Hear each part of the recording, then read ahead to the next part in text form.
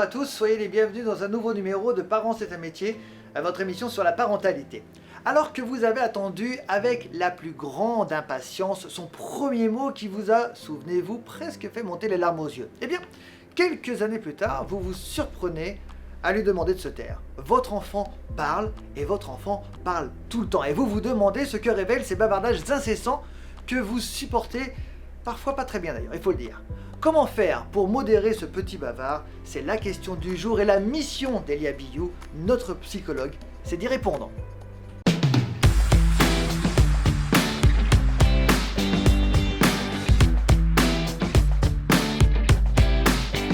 Bonjour Elia.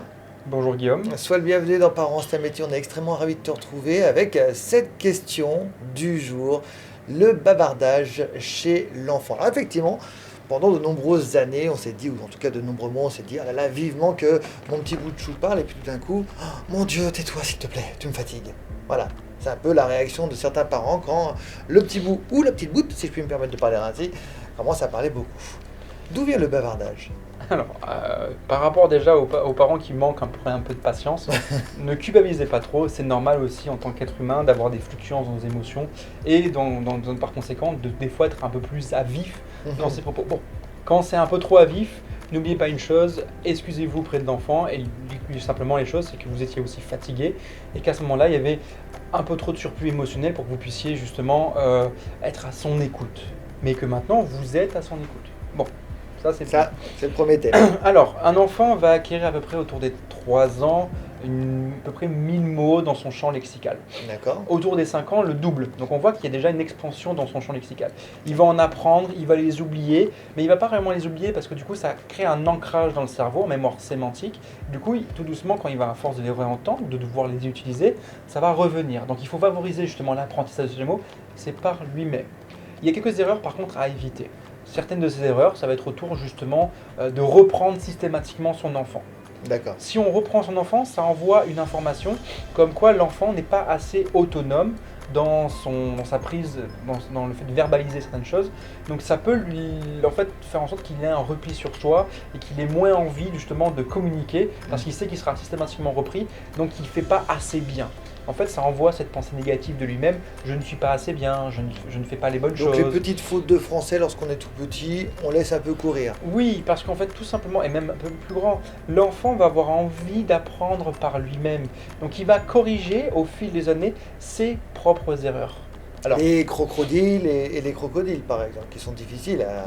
Oui, en plus, alors là, on n'est même plus sur une faute de... Tous les enfants, sur une faute de conjugaison, où là, on est vraiment sur de l'orthophonie, en fait, finalement. Mais tous les enfants y passent, les spectacles et crocodiles, il y a deux mots, les pestacles et les crocodiles. Je crois qu'il y a aussi l'aéroport. L'aéroport, oui. Donc ce sont des mots qui sont très très difficiles à... Plus difficiles, oui, à verbaliser. Il faut que, en fait, les cordes vocales se musclent de la bonne manière pour pouvoir justement amener ces mots qui sont compliqués.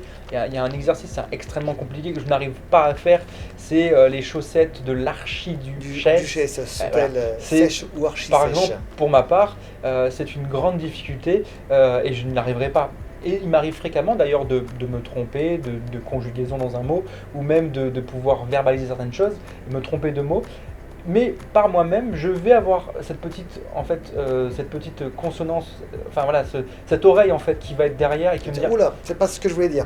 Exactement. Voilà. Et donc du coup là, je me reprends par moi-même au lieu que quelqu'un vienne me reprendre. Un enfant, ça va être la même chose. Il faut lui laisser la chance d'être autonome vis-à-vis de son vocabulaire et de se reprendre par lui-même.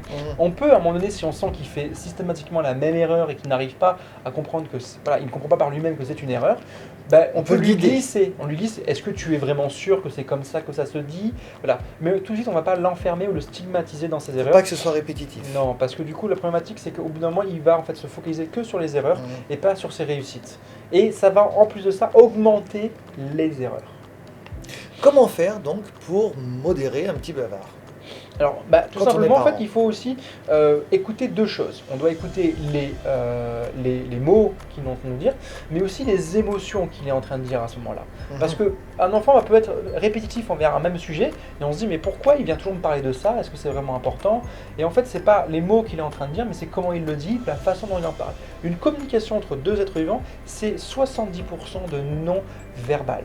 Donc il faut aussi faire attention à ce non-verbal. Au regard, au geste. Exactement, et l'accompagner si on sent que justement il y a une petite chose et lui dire bah, tu me parles de ça mais je te sens quand même très énervé, ou tu as peur, ou tu es en colère, donc plus centré sur les émotions, et l'enfant va pouvoir aussi à ce moment-là peut-être dérouler un autre chemin sur lequel il n'était pas parti mais qu'il sentait qu'il avait besoin de dérouler, et du coup pouvoir évacuer ce qu'il aura besoin d'évacuer.